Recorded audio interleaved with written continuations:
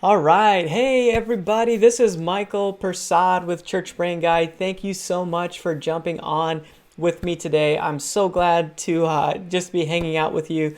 This is Church Brain Guide, where I want to serve you as your virtual communications director because I believe that confusion is the enemy of your vision. I want to help you to get this right. In fact, there's a free resource. I'm going to tell you more about it later on, but it's called the Church Branding Checklist. It's just a new resource that I've created to help you go through your church branding process and get it right so that you can present your church in the right way to your city. Branding is really about perception. It's how people perceive you. It's what they say that becomes your brand. And it's a powerful tool that we can use as a church when we understand what branding is. And I want to help you do that through the church branding checklist. So make sure you check that out. Today we're going to be jumping into a topic that will help you out tremendously. We're going to be talking about the website, your church's website.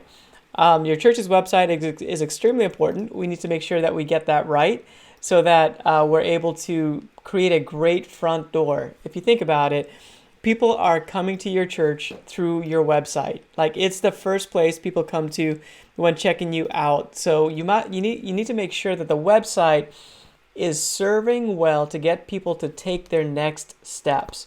Your website needs to talk about them, and I'm going to show you how to do that. There's 3 pages that you need to make sure that your website has, and that it's just the right play on each of those pages, because people make a decision whether or not they're going to come to your church on what they see on your website, especially on these 3 pages. And one of them is not the homepage. So your homepage is very important. We'll do a whole other segment later on the homepage, but these are 3 additional pages that you need to make sure you have on your website and that they are done right. So I'm going to give you the playbook. I'm going to show you some examples of what those pages need to look like, so you can build that out with your website builder, whatever you might be using. I love to use WordPress.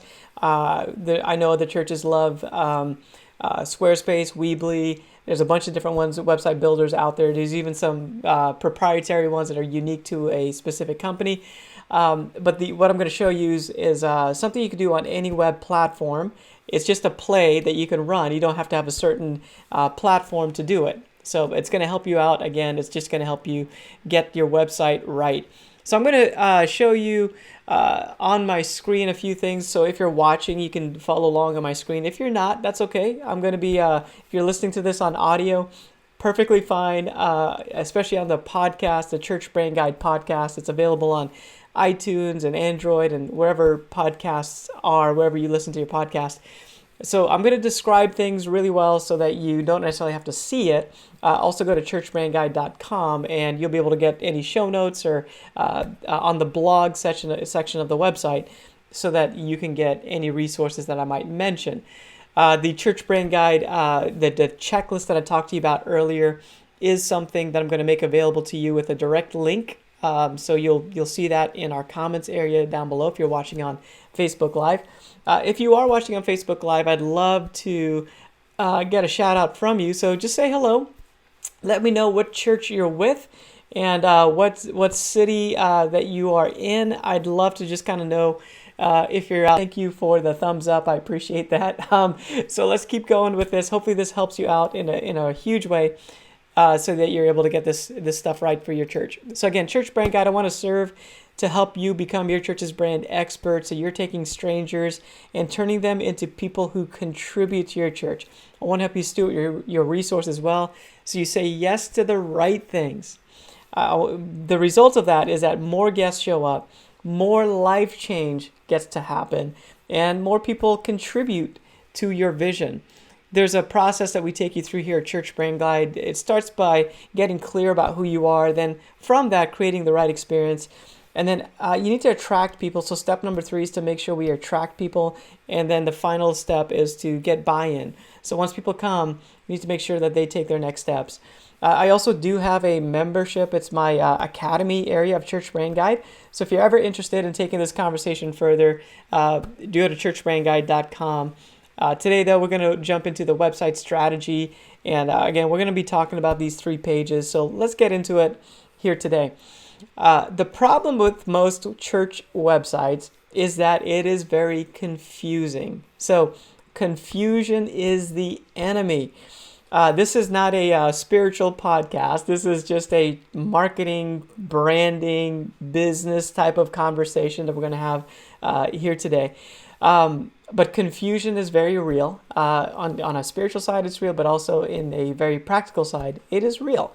And when churches are confusing to people, then people don't stick around. They leave. And many church websites, it's very confusing, really, because they don't build the website with a goal. Like, what is the end goal of the website? If your website was an employee, what would be its job description, and how would you measure it? I'll submit to you a simple answer. So the solution I'm going to be telling you about here is focus. Focus on making a great first impression. So the job description of your website is to make a great first impression. So people that are coming to your church, they're checking you out for the very first time, they get the essence of who you are in a very genuine way. And then we want to create a call to action, a next step. And that has to be extremely clear on the website. And the call to action is to come visit. So I'm gonna give you that one as well. So come visit on a Sunday morning, or right now, especially after COVID and everything going on with everything being online, come to our online experience, our online service, whatever that looks like. So there has to be a clear call to action, and it can't be hidden. So we're going to look at, we aren't going to look at the homepage, but we're going to look at some other pages, and there needs to be a clear call to action to help people take their next steps. And the best next step is to come visit on Sunday. So we want to create a website that is focused on getting somebody who's checking you out for the first time on the website to come to a Sunday service or a weekend service, whenever your service is. And the truth is, they're going to be checking you out on a mobile device. So we need to make sure that this looks amazing on mobile, and it looks good on a desktop. So let's make sure we get those things in place. So there's 2 keys to success with the church website. One is to make the site simple. Can't be confusing. It has to be simple. Simple and clear. That's the other part of what I'm trying to communicate. It has to be very clear. And it needs to be designed for the new user. When you design it for the new user, you will win with your website. When you design a website for current members, then it gets to be very confusing. Nobody wants to see the Tuesday night usher meeting on the website. That's just not where it needs to go. We need to make sure that it's designed for the new user. Let me ask you this. Have you ever had somebody come to your house, a guest come to your house? Recently, maybe? Well, if you have, then you probably realize that you start to notice things at your house that you didn't notice before. You take that, you see that picture on the wall that's crooked, and you straighten it out. But you haven't noticed it for the past 3 months. But now, because somebody new is coming to your house, you notice it. What if we could design our website so that somebody new could have a great experience on our site? That's going to make it better for everybody.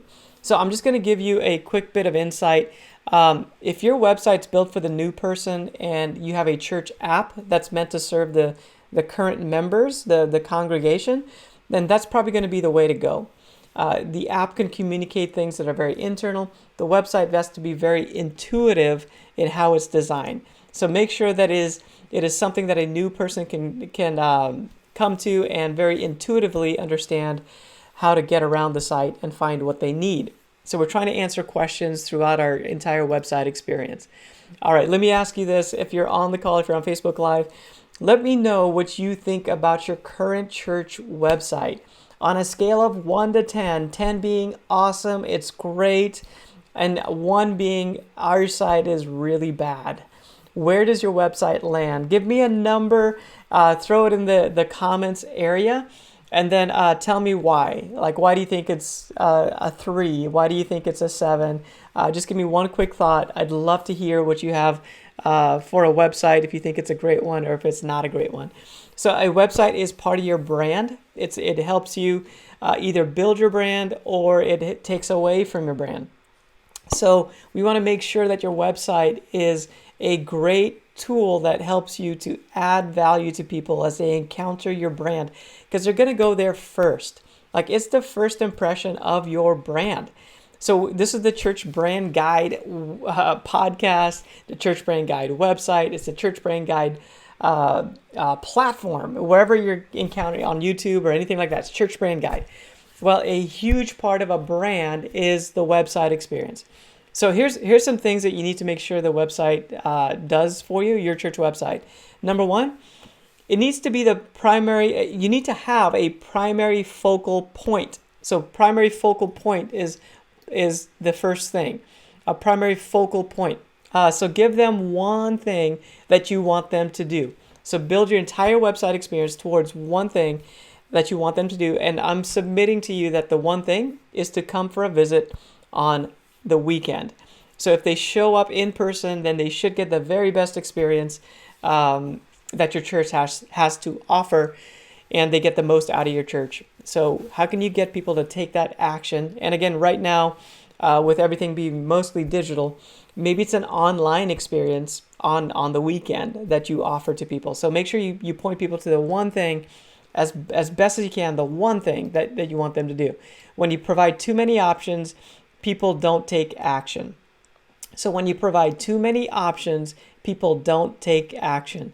That's why in marketing world, there's usually one step that that companies want you to take, because you're more likely to take action. We need to make sure we have a responsive design, so it's mobile friendly. We need to use actual photos. Show them what you look like. So again, this is the first impression. Show them your environments, show them smiling faces, show them what you look like. Easy to find visitor information. So make it easy for people to find information so that they can make a visit. Okay, so let's talk about the homepage just for a little bit. So make sure you have a great homepage. There's intentionality behind it.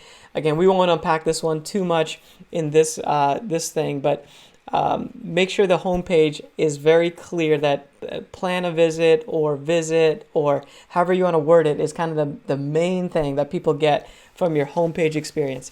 From there, the next page we need to get right, and this is our top 3 pages. It's your about page, your visit page, and your kids page.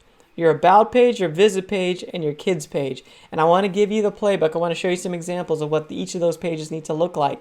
The first most visited page on your website is the home page. So probably got that one right. The second most visited page is your about page.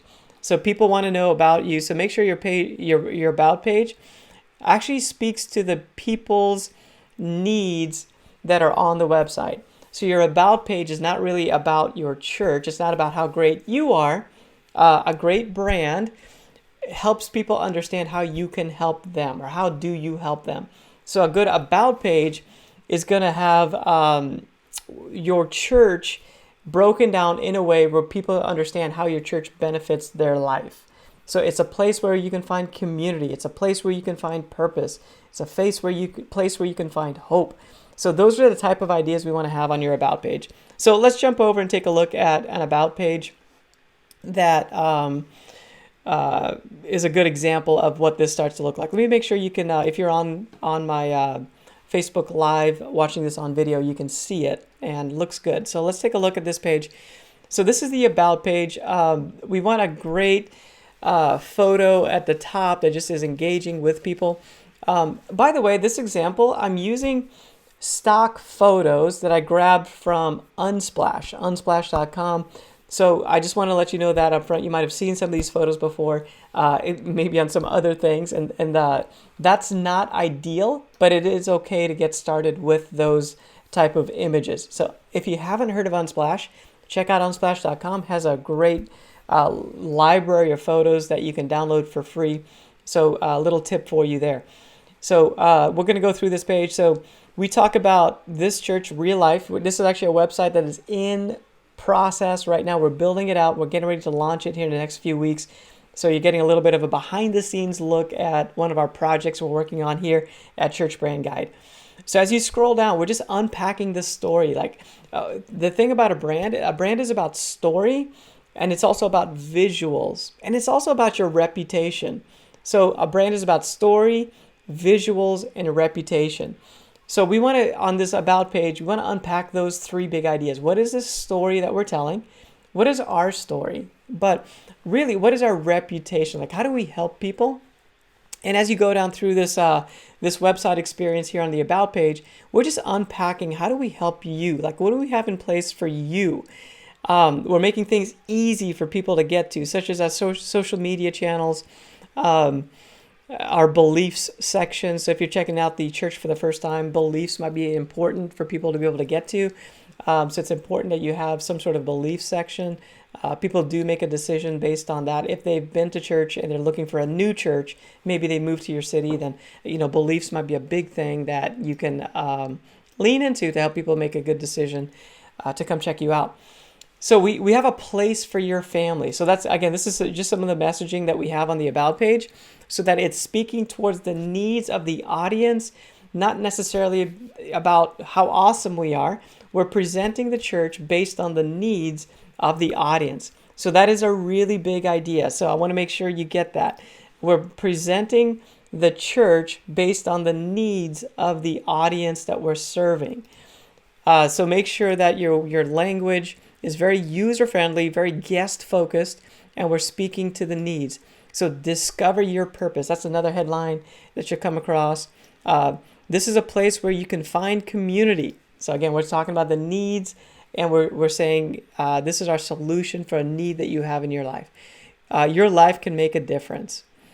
So, and then as you scroll down a little bit further on the page, it keeps on unpacking the church, the story of the church. How do we do these things in your life? How do we serve you? So we have some values, have a area for the pastor, just unpacking who the pastor is. People care about that. That could live on the About page, but if there's more information there, maybe you create your own page for the pastor and just has more information on it. I like to use a family picture of the pastor as well.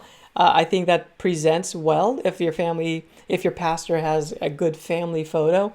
It makes him more relatable, so that people can say, oh yeah, he looks like a decent person. I should go check out the church.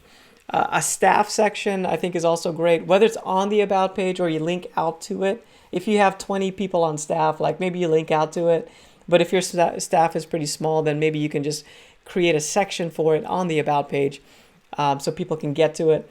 I will say that leadership or staff, or however you phrase that, is important. Like, people really want to know who is it in your church that's going to take care of their kids, their teenagers, their needs as they arise. They really do want to know that. So that's good marketing to make sure that you have a good staff section. Create a nice photo, take a nice photo, make sure it's done well, present that really well on your church website. Hey, if you're on the call, let me just check back in with you. Give me a shout out. What is something that you have come across so far in this video that has been helpful to you? Just give me a shout out in the comments area. What is one thing that has been helpful to you, so that it's going to help you make maybe some adjustments on your church website? Love to hear that, so that I can know that it's being helpful. All right, so let's keep going. So this is the About page. At the very bottom, we have the one thing, the call to action. It says new, start here, and then it leads you to the visit page. And that's where we're going to go to next. So the second most important thing, the page that you need to have on your church website, is a good visit page. So let's click on right over to the visit page. This is an example. Actually, I'm going to show you a different website this time. This is Trinity Temple. Trinity is a little bit more maybe traditional is a good word in how they present to themselves to the audience. So this is the layout. It has a great photos of their church. So we're actually loading this page with a lot of examples of the church environments. So the visit page is designed to answer as many questions as possible and make information as easy as possible, so that people say they're going to come for a visit. So photos of the church. We have our core values on display. A big kids section on the website. So we're showing a lot of photos of like the kids ministry. So people can see that we have a great program for the kids. Kids are going to be a very important part of any church. marketing. Young families really respond to church marketing that has kids content on it. We have an FAQ section where we're just answering the questions that people have before they come. Just keep in mind that people don't know why they need your church in their life, and if they decide to come, it's going to take us some work. It's going to take some work on our end to help them feel comfortable before they even show up in person to then make the decision to show up. So an FAQ section where we're answering questions like, what do I wear? Where do I take my kids? How long is the service? Anything like that is going to be extremely helpful so people know what to expect. So the photos are designed to do that, help people know what to expect. Like, what do people look like that go to your church? Like, that's important. People are wanting to know, like, do they look like me?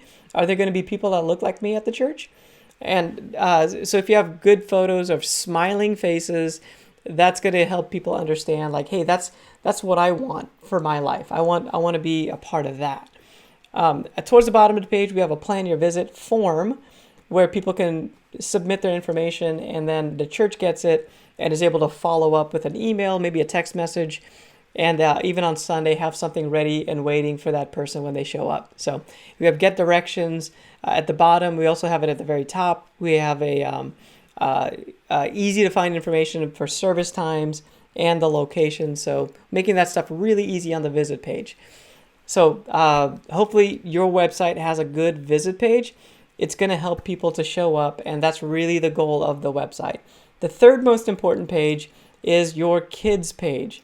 So the kids page on your website is going to be important to attracting new people to come to your church. The people that come to your church, new people that come to your church, are typically going to be parents with young children, 18 and under, that need some help in life. And if your church website displays that really well, that this is the place for you, then you're going to see new guests showing up. Even if you're not a young parent, if you're not a parent at all, if you don't have kids in your house anymore, a good church website is a website that has kid-friendly images and different things like that. People are attracted to churches that have strong kids ministry, even if they don't have kids. So the main message we need to communicate is fun, it's safe, it's clean. It's not about the 23-point program that you have for your kids. That's too much. The thing that the visitor wants to know is it going to be fun for my kids? Is it going to be safe? And is it clean? So we just want to put that right up top. Like, yes, yes, yes. So then we go through, we break down the ministry, we break down the visit process. So we have a whole section here, like what to expect on your first visit. Above that, we have like age breakdowns so people understand where their kid might fall if they show up for a visit, like which program they might fall into.